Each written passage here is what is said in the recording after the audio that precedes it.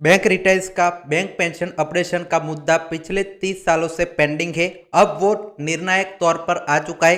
तो आज के इस पॉडकास्ट में आपकी लड़ाई 2026 में आप कैसे जीत सकते हैं, 14 पॉइंट अलग अलग बताए जाएंगे, जिसके जरिए आपको पूरी तरह से पेंशन का मामला क्लियर हो जाएगा और कैसे ये जंग की जीत के करीब आप लोग पहुंच चुके हैं वो भी आपका क्लियर होगा। तो आप सभी साथियों को मेरा अनुरोध है कि पूरा ये वीडियो एंड तक जरूर देखिएगा ताकि सारे पॉइंट्स आपको समझ आए। तो अलग अलग 14 पॉइंट्स का यहाँ पे हम जिक्र करने वाले हैं आज के इस पॉडकास्ट में। तो चलिए शुरुआत कर लेते हैं। सबसे पहले जो आपका पेंशन ऑपरेशन, पेंशन किसको मिलती है वो मुद्दे से शुरुआत करते हैं। तो देखिए, पेंशन स्कीम का बैकग्राउंड और सच्चाई सबसे पहले समझिए। सबसे पहले मैं क्लियर कर दूं, बैंकिंग इंडस्ट्री में पेंशन स्कीम उन लोगों को मिलती है जिन्होंने 1995 में फर्स्ट ऑप्शन दिया और दूसरा ऑप्शन 2010 में दिया। 2010 तक लगभग 98% bank employees officer pension scheme के अंदर कवर हो गए, लेकिन 100% नहीं। अब यही सबसे बड़ा सवाल है, क्या पेंशन आप सभी को मिलती है? मिलती है पेंशन, बेसिक पेंशन मिलती है, उस पर डीए भी मिलता है, लेकिन क्या बाइपर्टाइट सेटलमेंट के अंदर पेंशन ऑपरेशन होती है, बेसिक पेंशन रिवाइज होती है? जवाब है नहीं। हमारी पूरी लड़ाई इसी मामले पर है कि बैंकों का जो बेसिक पेंशन है बैंक रिटायर्स का, उसको अपडेट करना। अब ये सबसे पहला पॉइंट था कि आपको बेसिक पेंशन अपडेट नहीं मिलती है, सिर्फ जो बेसिक पुरानी पेंशन थी उसका जो एक बार आपका बेसिक में कन्वर्ट हुआ वो मिलता है और उस पर डीए मिलता है। अब दूसरा पॉइंट आप समझिए। दूसरा पॉइंट है आपका 1993 में पेंशन जो सेटलमेंट है, लीगल फॉर्मेशन जो आपका 1995 का रेगुलेशन बनाया गया, उसके बारे में आप डिटेल समझिए। 1993 में बैंकिंग इंडस्ट्री में पेंशन सेटलमेंट हुआ। ये कोई इनफॉर्मल नहीं था, ये कोई इनफॉर्मल नहीं था, बहुत इंपॉर्टेंट है। यह इंडस्ट्रियल डिस्प्यूट एक्ट के तहत रजिस्टर हुआ। अक्टूबर 1993 के बाद प्रोसेस स्टार्ट हुआ। 1995 में पेंशन रेगुलेशन बन गया। सेक्शन 35 के तहत पेंशन का फॉर्मूला तय हुआ। जो अपेंडिक्स 1 आप देखते हैं वो पेंशन ऑपरेशन का फॉर्मूला तय हुआ 1993 में, जो आपका बीईपीआर 1995 का फॉर्मेशन हुआ उसमें। यह फॉर्मूला सेंट्रल गवर्नमेंट सर्विस जो आपके रूल्स थे उसके तहत डिजाइन किया गया था। इसका मतलब ये हुआ कि आपका जो पेंशन है वो एक स्कीम नहीं, ये लीगल आपका राइट है। तो ये बहुत ही इंपॉर्टेंट आपका सेकंड पॉइंट है जो बैंक पेंशन ऑपरेशन को जो है वो उजागर करता है कि आपका रेगुलेशन में साफ साफ लिखा गया है कि बैंक की पेंशन ऑपरेशन होनी चाहिए। अब तीसरा पॉइंट जो है बहुत महत्वपूर्ण है, समझिए। 1 जनवरी 1986 से रिटायर लोगों को क्या मिला? तो देखिए, 1 जनवरी 1986 से रिटायर हुए लोगों को 1993 में जो अग्रीमेंट हुआ, जो मैंने पिछले पॉइंट में बताया, रेट्रोस्पेक्टिव इफेक्ट से पेंशन इनको मिला। उनको सेंट्रल गवर्नमेंट फॉर्मूला के बेसिस पर ऑपरेशन भी मिला, मतलब जो अपेंडिक्स 1 के फॉर्मूला पर ये जो रिटायर्स है उनको पेंशन ऑपरेशन का, बेसिक पेंशन ऑपरेशन का लाभ भी मिला। लेकिन 1993 के बाद रिटायर हुए लोगों को सिर्फ रिटायरमेंट के वक्त का बेसिक पेंशन मिला।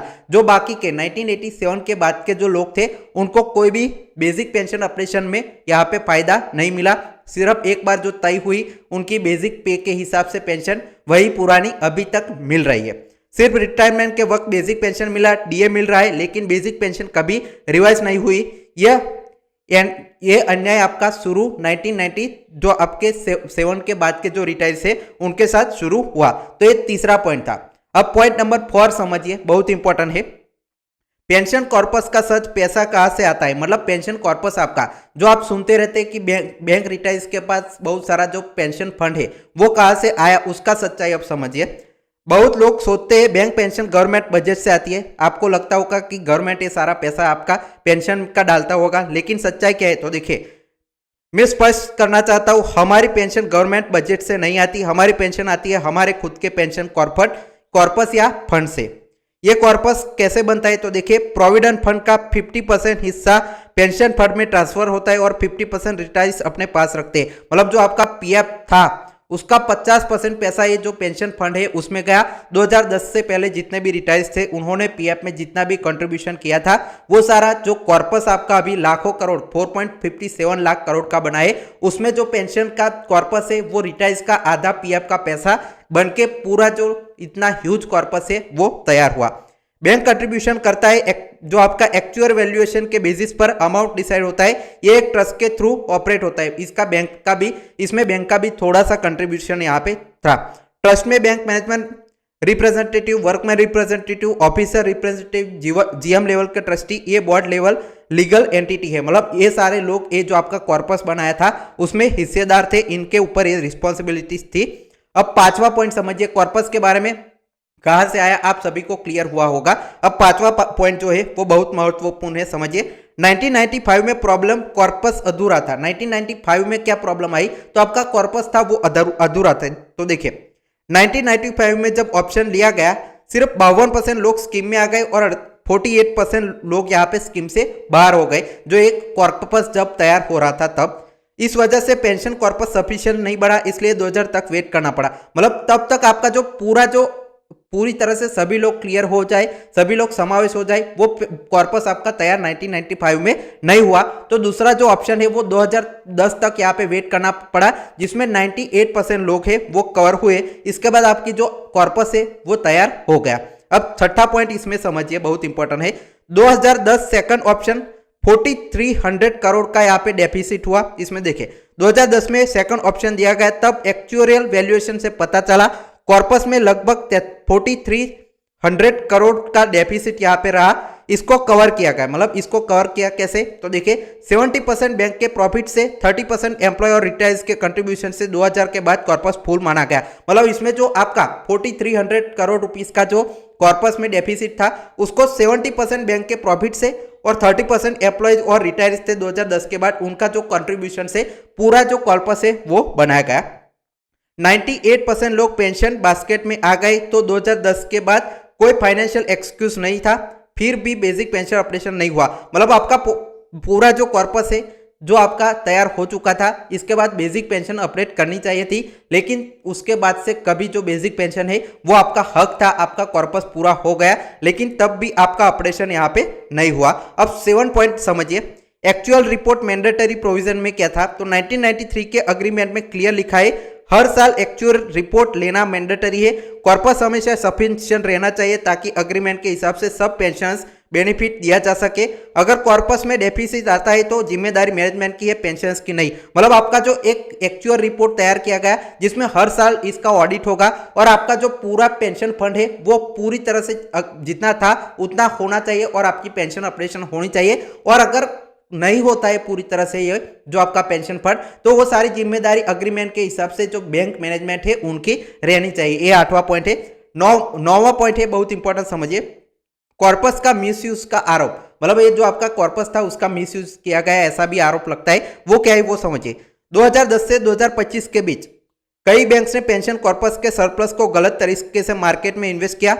रूल कहता है 15% तक इन्वेस्ट हो सकता है, लेकिन कुछ बैंक्स ने 85% तक इन्वेस्ट किया। मतलब जो आपका कॉर्पस तो आ गया था, एक बार का स्टैंड स्टिल होता है, लेकिन उसको बढ़ाने के लिए मार्केट में बैंक है वो इन्वेस्ट करते हैं। रूल के हिसाब से 15% तक आप यहाँ पे कर सकते हैं, लेकिन कई बैंकों ने 85% तक इसको इन्वेस्ट किया।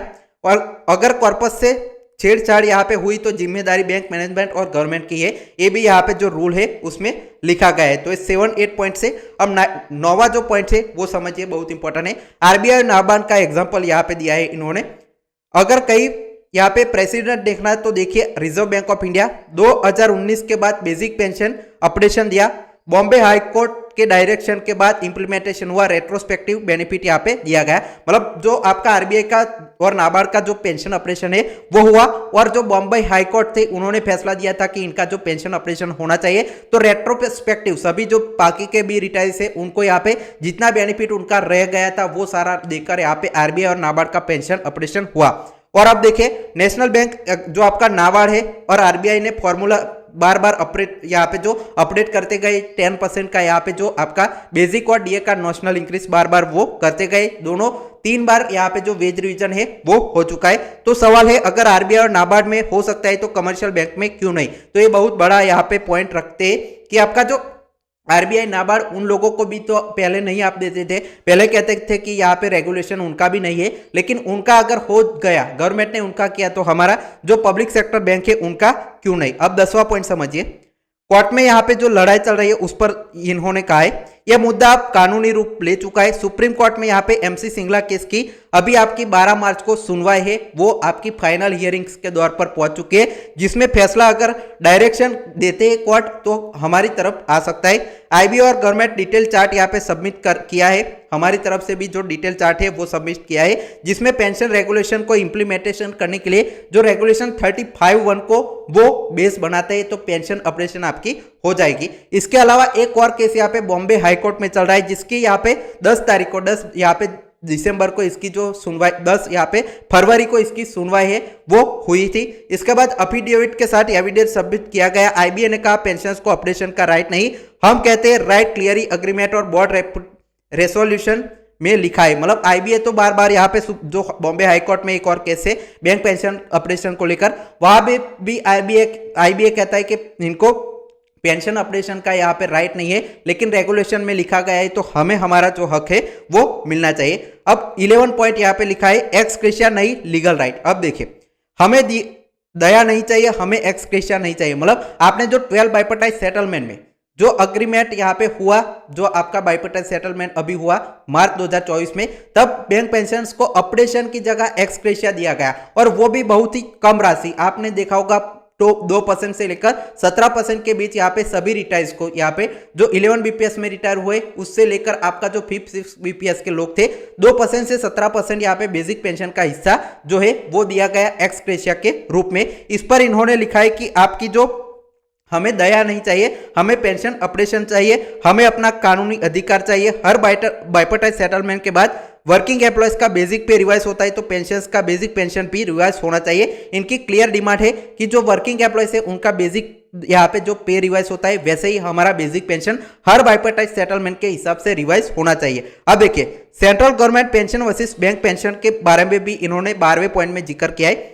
सेंट्रल गवर्नमेंट एम्प्लॉयज की पेंशन गवर्नमेंट बजट से आती है, लेकिन जो बैंक एम्प्लॉयज की पेंशन कॉर्पस से आती है। मतलब हमारा जो कॉर्पस, जिसकी हिस्ट्री मैंने बताई, अपना कॉर्पस है, उसी से आपको यहाँ पे ऑपरेशन करना है। 1993 के अग्रीमेंट के बाद ये एक लीगल राइट बन चुका है। मतलब अग्रीमेंट जो आपका 1993 का हुआ उसके बाद एक पूरी तरह से एक लीगल राइट बन चुका है, लेकिन हमारी ऑपरेशन अभी भी नहीं हुई।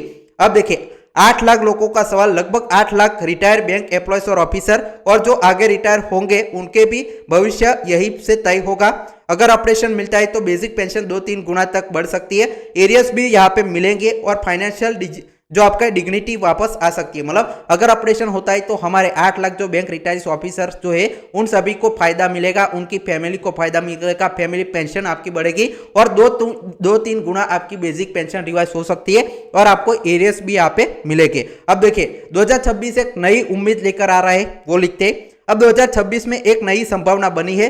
सुप्रीम कोर्ट और बॉम्बे हाई कोर्ट दोनों जगह केस चल रहा है, डायरेक्शन आने की पूरी संभावना है। RBI वाला फॉर्मूला बैंकिंग इंडस्ट्री में लागू हो सकता है।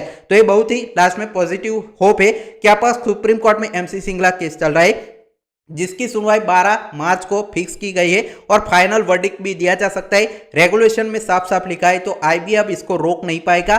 पॉजिटिव अपडेट आ सकता है, बेसिक पेंशन अपडेट हो सकती है, बैंक रिचार्ज को अच्छी खबर मिल सकती है। तो आप सभी को अब थोड़ा सा और इंतजार करना है, 1-2 महीने, और आपकी जो यहाँ पे लाखों बैंक एम्प्लॉयज की 30 से 35 साल पुरानी जो डिमांड है वो पूरी हो सकती है। तो आप सभी उम्मीद मत खोइए, ऐसे ही बने रहिए, और हमारा चैनल भी सब्सक्राइब करिए ऐसे ही पूरे डिटेल वीडियो देखने के लिए। कोई भी अगर आपको डाउट है तो कमेंट सेक्शन में हमें बता सकते हैं। चैनल सब्सक्राइब करके रखें, जो भी आपकी कैलकुलेशन बनेगी, जो एरियस मिलेगा, जो सुप्रीम कोर्ट का फैसला आएगा, सारे वीडियोस यहाँ पे कवर आपके लिए ऐसे ही फॉर्मेट में करेंगे। Final thanks for watching.